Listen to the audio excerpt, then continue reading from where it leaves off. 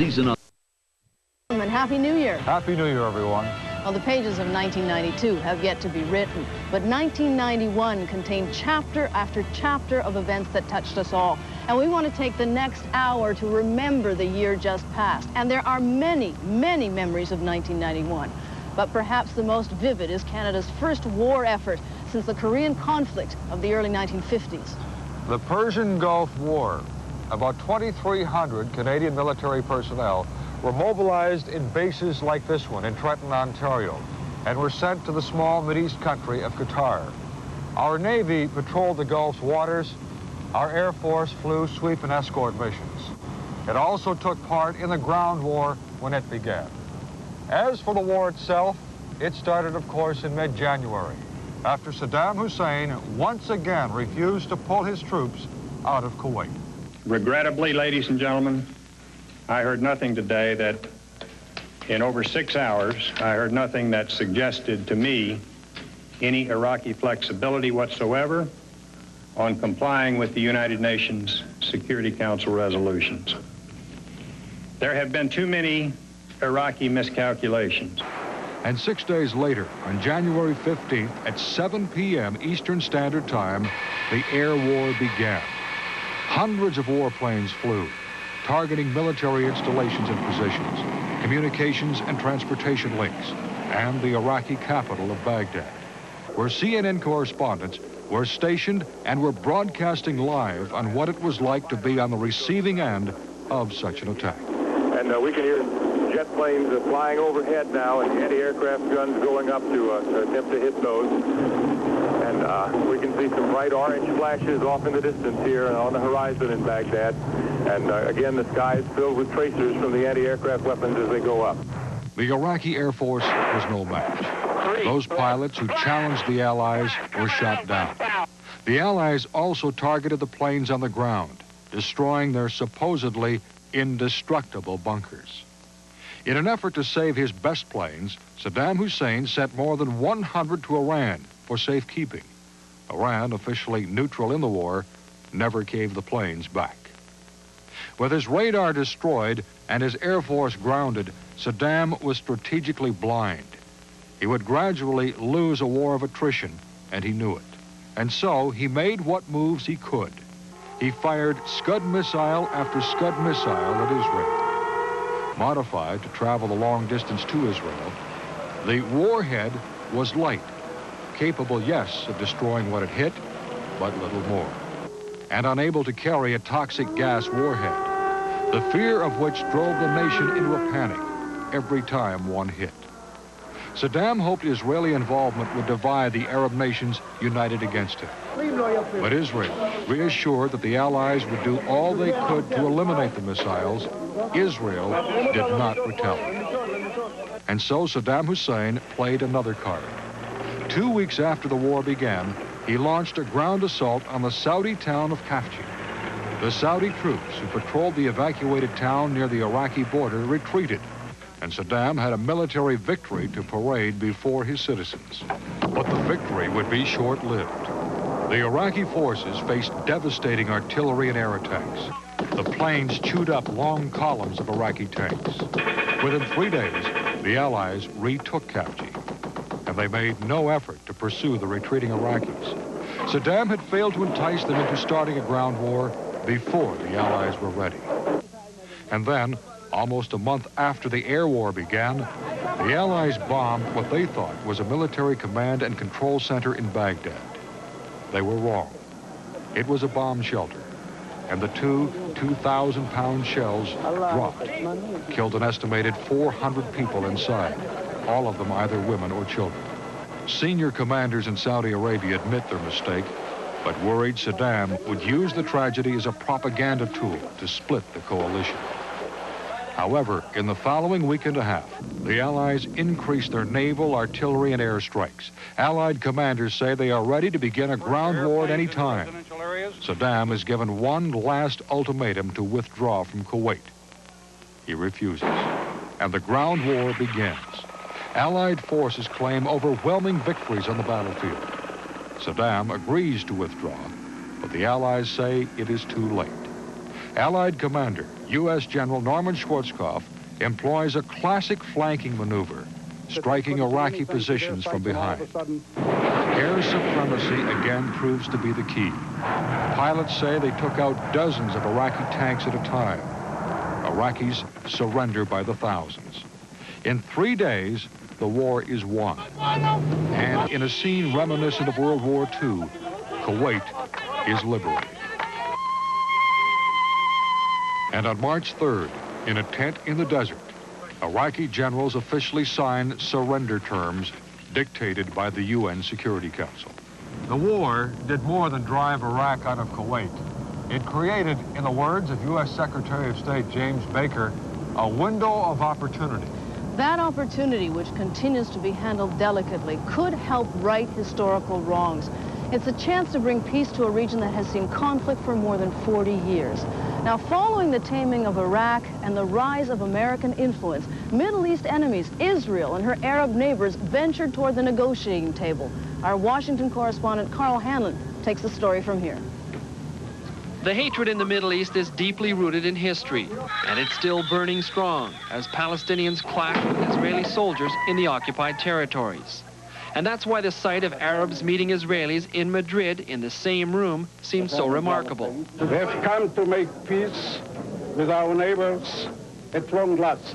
It was a breakthrough for the New World Order, engineered by the persuasive diplomacy of American Secretary of State James Baker.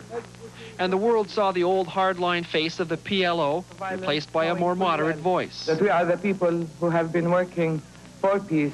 But the pomp of opening ceremony swiftly disappeared as old enemies exchanged accusations.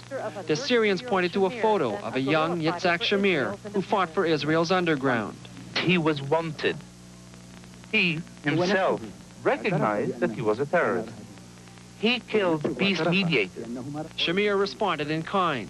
Was it not a Palestinian who rejoiced and danced on the roofs when Iraqi Scud missiles were falling on Tel Aviv? And the historic first round ended with little more than an agreement to meet again. But when the parties failed to set a time or place, Washington forced the issue, inviting the Arabs and Israelis to the U.S. Capitol for a second round. For more than a week, motorcades carried negotiators to a heavily guarded State Department. Israelis and Syrians met face to face but made no progress on Syria's demand for return of the Golan Heights. There is no breakthrough yet. But in the crucial talks with Palestinians on the issue of autonomy for the territories, the two sides didn't even make it into the same room, arguing instead in corridors over a Palestinian demand to split off from the Jordanian delegation and negotiate separately with Israel. They agreed to negotiations, separate negotiations with the Palestinians and separate negotiations with the Jordanians. We agreed with the Arabs that we are conducting negotiations with a single joint Palestinian-Jordanian delegation. And soon the two sides were accusing each other of talking peace in the U.S. while escalating violence at home. The negotiations ended without progress, but the parties have agreed to meet again in the new year, keeping alive the prospect of peace in the Middle East. Carl Hanlon, Global News, Washington. Opportunity did not knock on every door. In fact, for some, life became more intolerable than ever. You'll remember, for example, Iraq's Kurdish minority, and they lead off our look at several events that made news throughout the world in 1991. The Iraqi defeat in the Persian Gulf War prompted revolts by Shiite Muslim rebels in the south and Kurdish rebels in the north. Both were put down in bloody conflicts by the end of the first week of April. Fearing retribution, more than 1 million Kurdish refugees fled to the borders of Turkey and Iran, only to find themselves stranded in dire conditions in the mountains.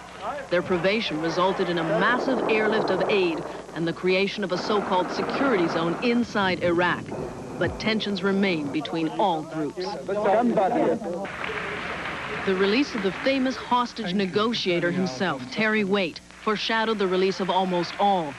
The signal that the hostage crisis was winding down came on November 18th and followed a series of prisoner exchanges between groups in Lebanon and Israel and with the intervention of Iran. In short order, all American hostages were released, including the longest-held Terry Anderson, after almost 7 years in captivity. I'm very, very happy. Excuse me, I'm joking. On June 25th, Another civil war brewed, this one in Yugoslavia. That day, the republics of Croatia and Slovenia declared their independence. The Serbian-dominated military lashed out to keep the country together by force. The military seized more than a third of Croatia in the first 6 months of fighting. Historic animosity between Serbs and Croats has created a desperate and ugly division. In South Africa, a year of violence and bitter division comes to an end on an optimistic note. The white-dominated government and the leaders of the country's major black groups agreed on a formula for rewriting the country's constitution. The change that made it all possible came in June, when Parliament repealed the last legal pillars of apartheid. Whatever changes have been brought about, or the government intends bringing about, the reality is that apartheid is still in force. We still have no votes. And there were these milestones. On October 1st, Haiti's democratically elected president was overthrown in a military coup. On May 21st, the Ethiopian civil war of 3 decades came to an end as rebel forces stormed the Ethiopian capital. Dictator Mengistu Haile Mariam fled to Zimbabwe. On that same May Day, a terrorist bomb claimed the life of former Indian Prime Minister Rajiv Gandhi.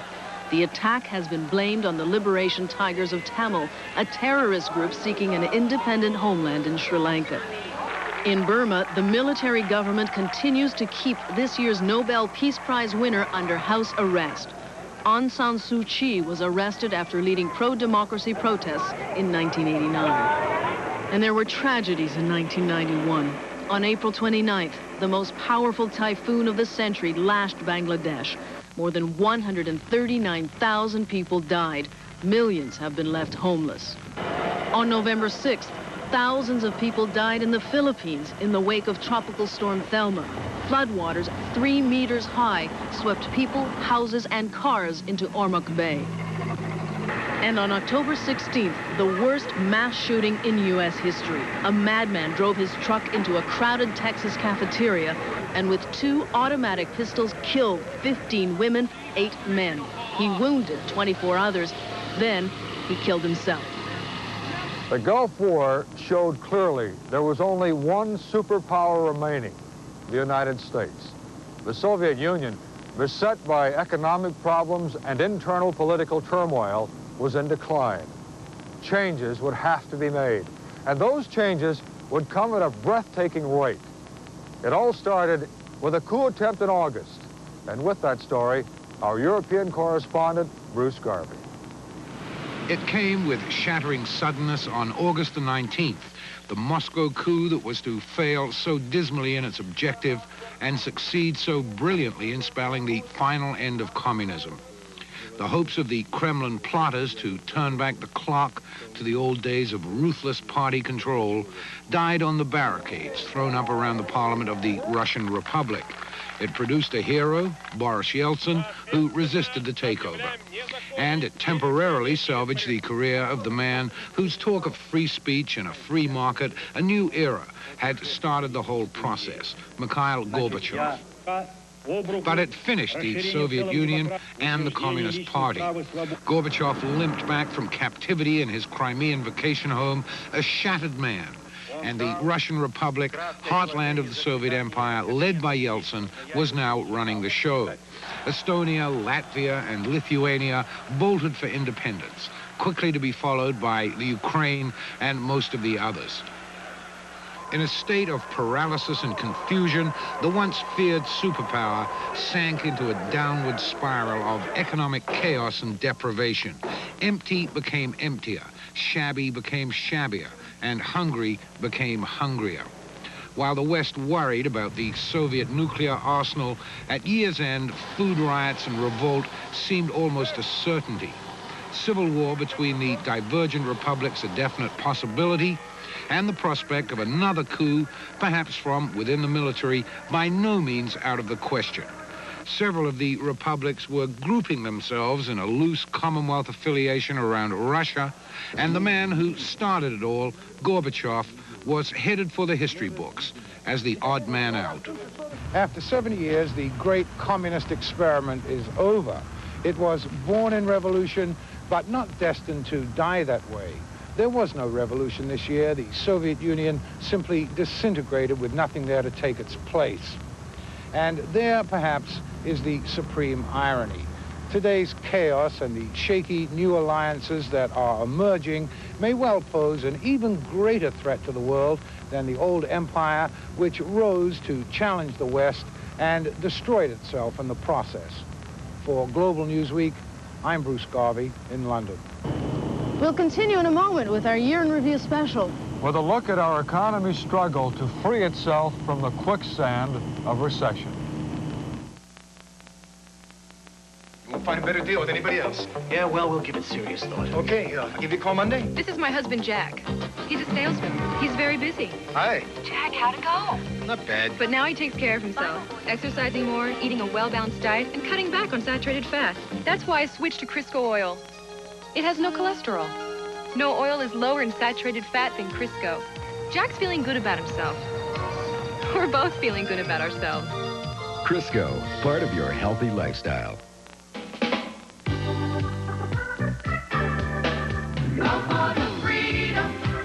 Imagine what you could do. Go for a new life.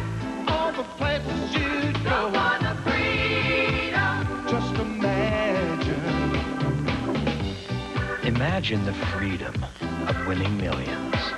Lotto 649. Just imagine.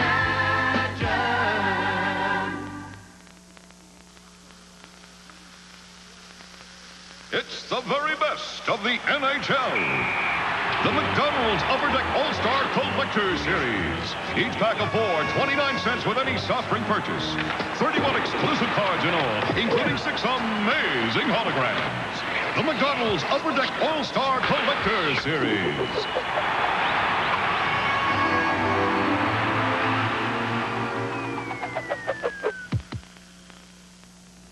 There's a place out there where right now you can choose the furniture you want and make no down payment, no monthly payment, clear until the year 1993, and pay no interest. Is this in another galaxy? No, it's at the Brick.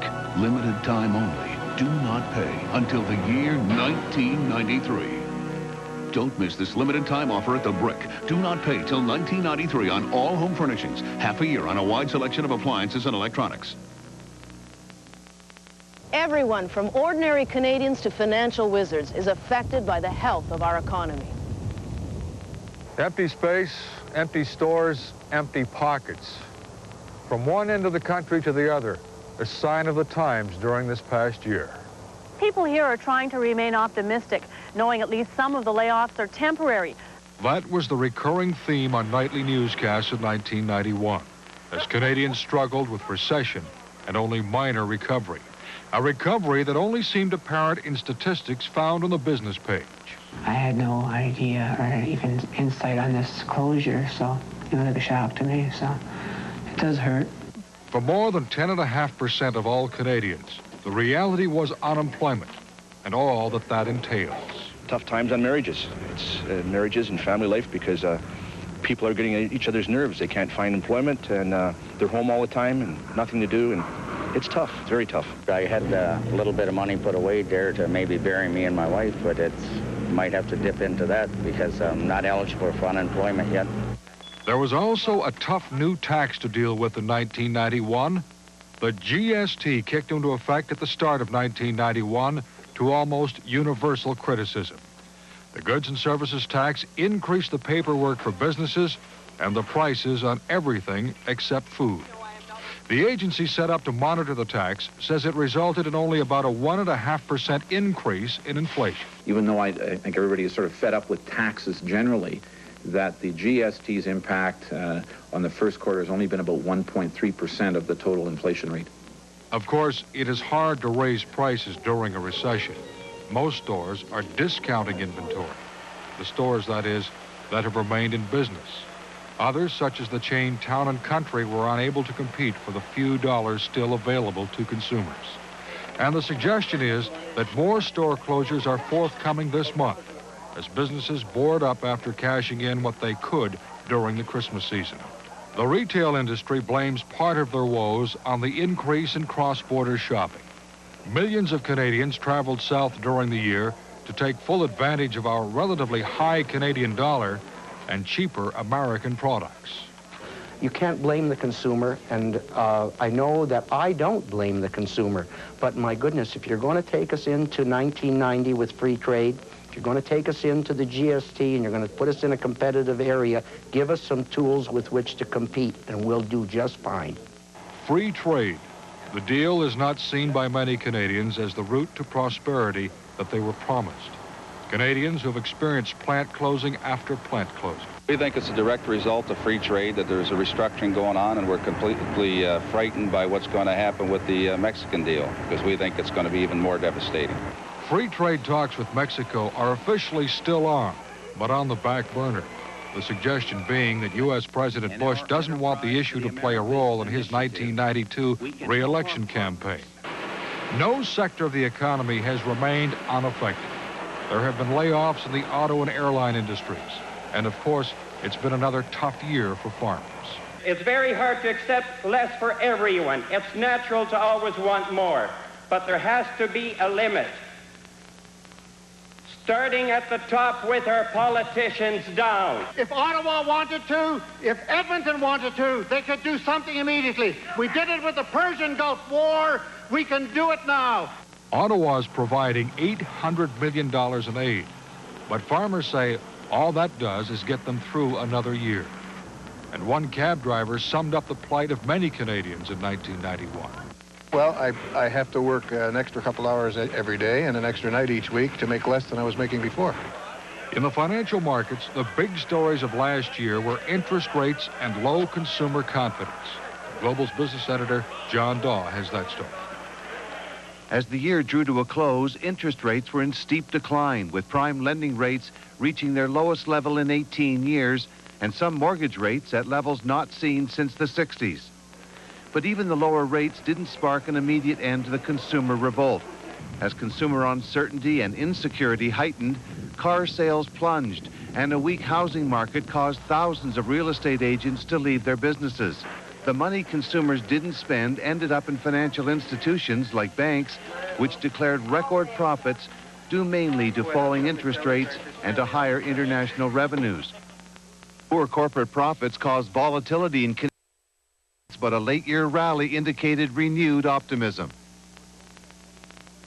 Just before Christmas, the Canadian dollar was below 87 cents, and that should begin to help Canadian exporters. And interest rates were looking weaker. But there is a lag time of about 6 months between the lower rates and their impact on the economy. With luck, we should be getting some good economic news by the summer. John Daw, Global News. It was also a difficult year for Canadian unity. The Meech Lake Accord has been dead for more than a year now, but it continues to haunt the nation. And 1991 saw politicians and constitutional experts gearing up to take another go at the Canadian identity crisis. Our Ottawa Bureau Chief, Doug Small, reflects back.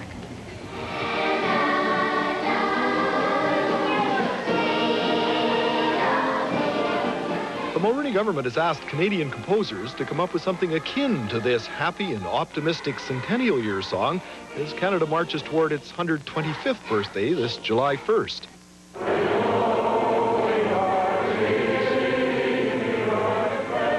Many say it will take more than a song to get Canadians singing together again as the country begins a critical year constitutionally. Ahead, a Quebec referendum sometime between June 8th and October 26th that could signal the beginning of a new Canadian arrangement or the end of the current one. We believe that this is the occasion for a new, different structure for the country. Bourassa was commenting as a Quebec Liberal Party committee issued the so-called Allaire report called Free to Choose. It recommended Quebec become an autonomous state with economic links to Canada, Quebec control of everything from culture and education to language and security, federal control over money, debt, and defense. The Prime Minister was non-committal. Obviously, there are a lot of changes that can be made while retaining the fundamental dimension of our nationhood. The proposals endorsed by Quebec Liberals went far beyond those in the failed Meech Lake reform effort. And like those outlined in a March report from Quebec's Belanger-Campo Commission, they called for a referendum on independence if the province wasn't given substantial new powers. We are going to work very hard, as I've indicated, with a view to devising with Canadians proposals that all Canadians would find interesting and acceptable. To help him, Mulrooney had Keith Spicer's Citizens Coalition, which discovered Canadians were furious with the Prime Minister and determined to have a real say in constitutional reform. That is what people have told us, and all politicians must listen to that. Mulrooney said he would do just that, but after suggesting in a May throne speech that he might consult Canadians through a national referendum, he hedged. I can see a referendum being most unhelpful if it were to divide the country.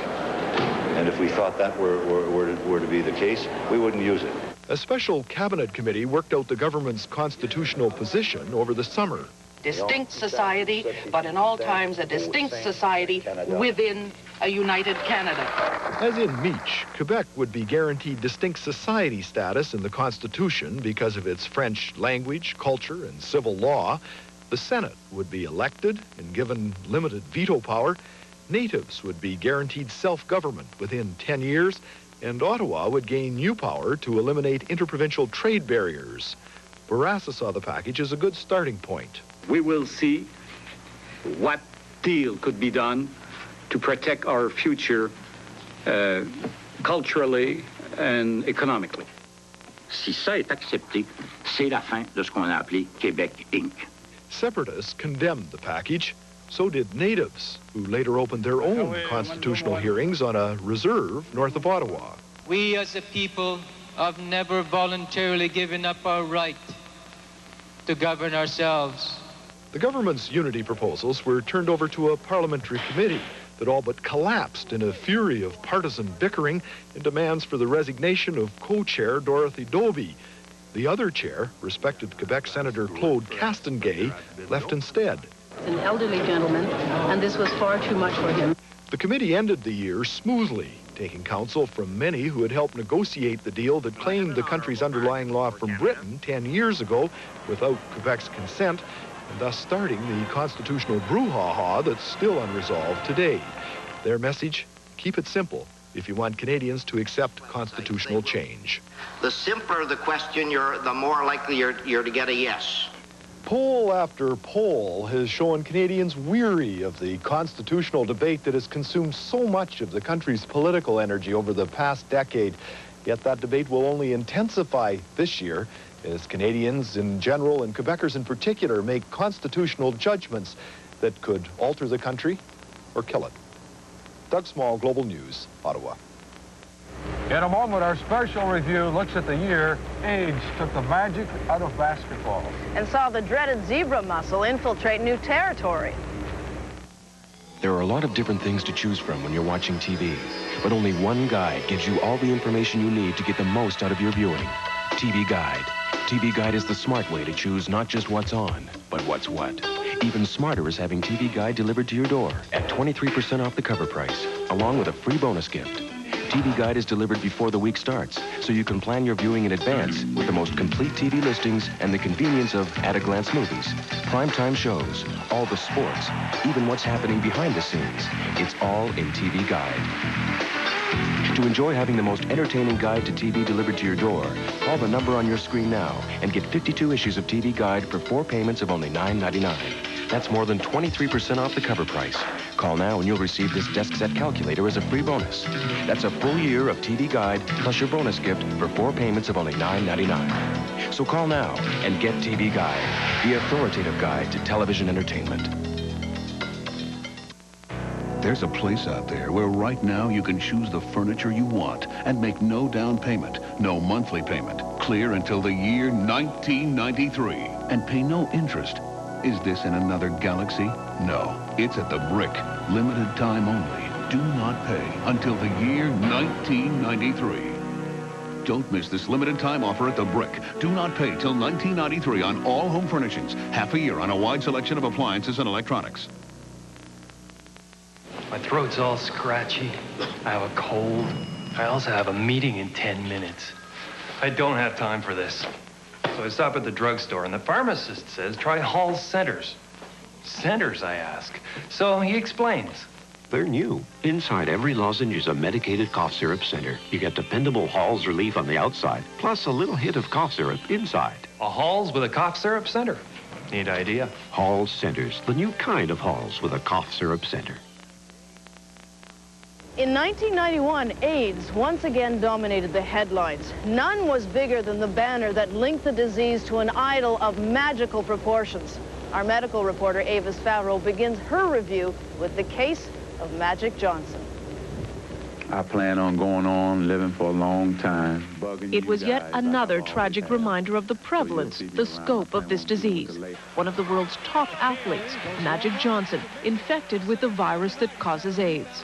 In 1991, the immune disorder continued to claim lives.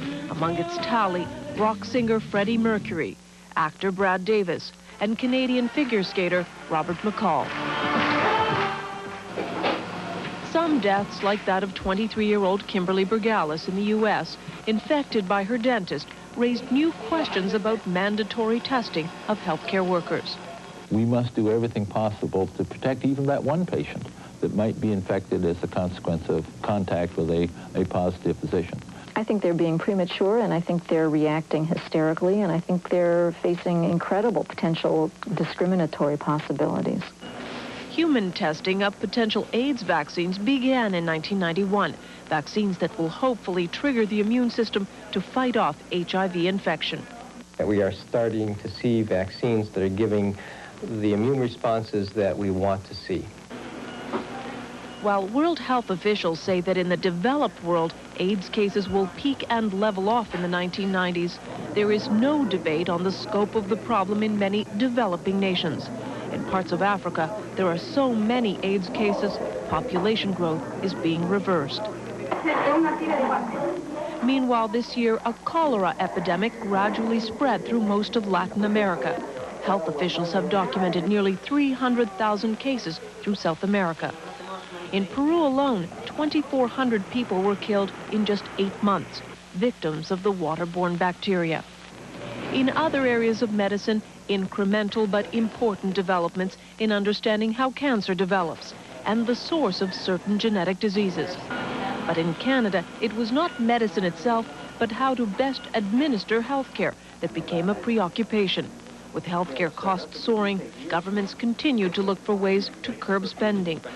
This may be the key medical debate in the year to come, how to control costs while maintaining the quality and the universality of healthcare in Canada. Avis Favreau, Global News. This has been one of the most difficult years Toronto police have ever experienced. The murder rate in the city hit an unprecedented level. And with that story, our crime specialist, Sue Scambatti. It was a record year for murders in Metro Toronto. An ailing economy, drug wars, and the influx of guns fueled the homicide rate.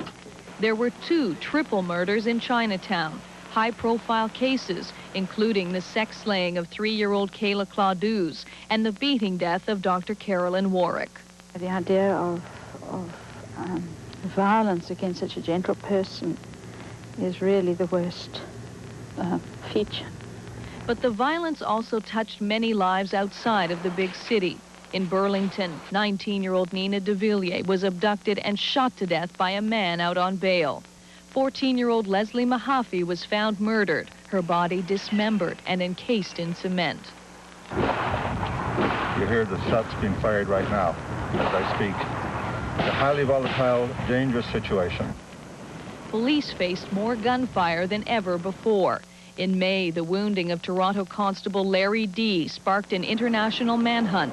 2 Canadian soldiers were later arrested in Maryland following a shootout with state troopers.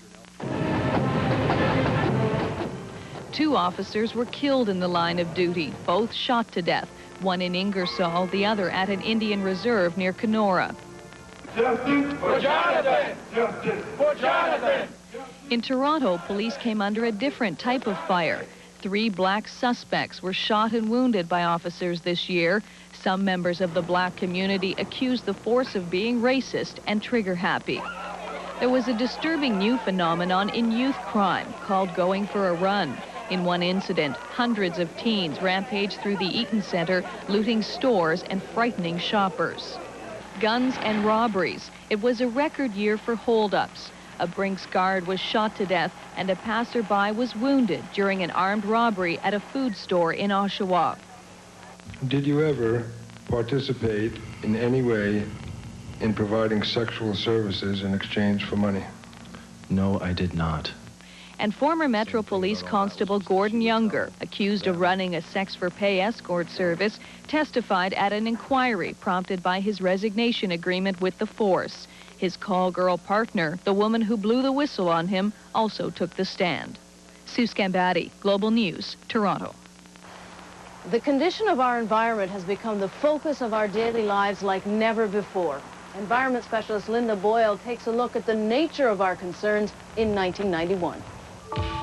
In 1991, scientists learned that trouble is appearing faster on the horizon than they'd thought possible. 6 miles up, the ozone layer, which acts as a natural sunscreen, is thinning twice as fast as previously expected over North America. The culprit, CFCs, which are used as refrigerants and solvents. There undoubtedly will be a very significant increase in skin cancer, and that's very worrisome, particularly to our children.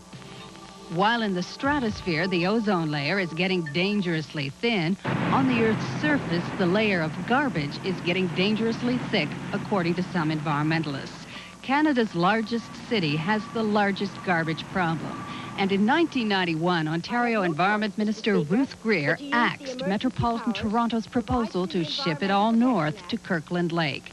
Instead, Greer announced 2 existing Toronto area landfills would be expanded as a short-term solution, but it was not popular.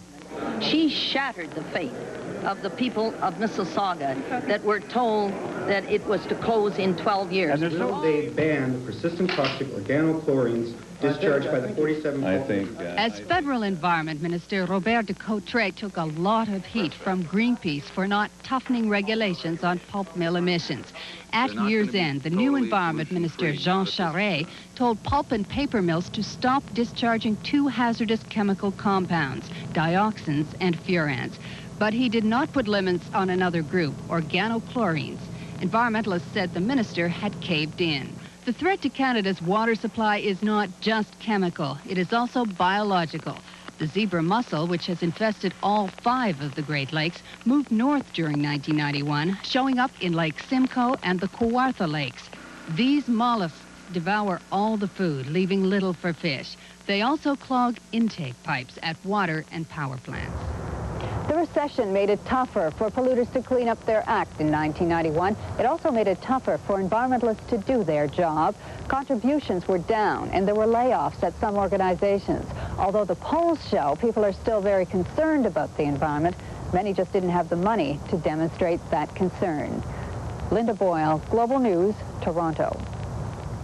When we come back, we go coast to coast with our regional correspondents. Hi, I'm Mark Hebscher, your host for Molson Leaf Hockey on Global, and our first game of 1992 is coming up Friday night. The Leafs against the Detroit Red Wings from the Joe Louis Arena in the Motor City. Join us Friday night at 7:30.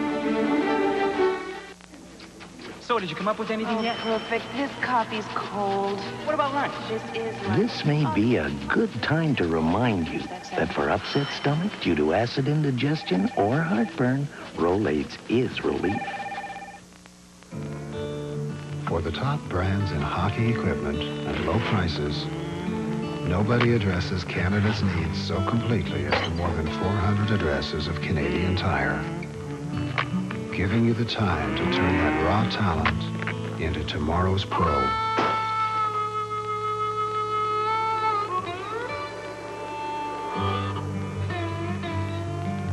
You know, son, the goalies are the real stars of this game.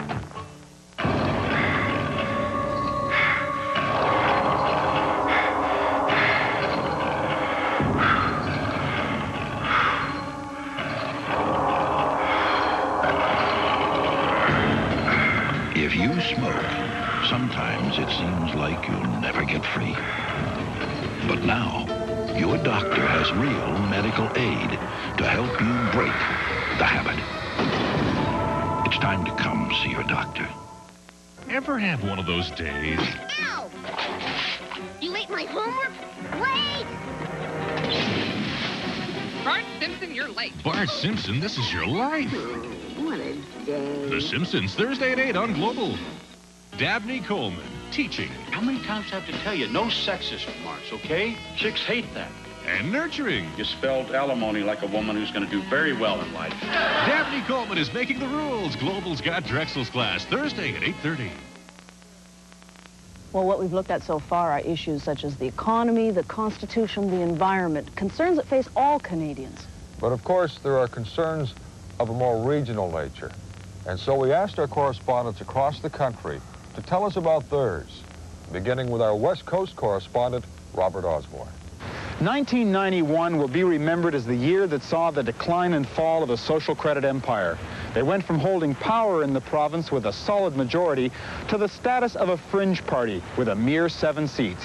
The social credit government had a rocky track record since electing Bill Vander Zalm as leader in 1986, but their fortunes really hit the skids in the spring of 1991. Accusations began to surface that the premier had used his office to sell his theme park, Fantasy Gardens, to Taiwanese billionaire Tan Yu. When those accusations firmed up, the premier was forced to resign in disgrace. He left the Social Credit Party in disarray, and when Canada's first woman premier, Rita Johnston, took over the controls, the downfall was almost inevitable.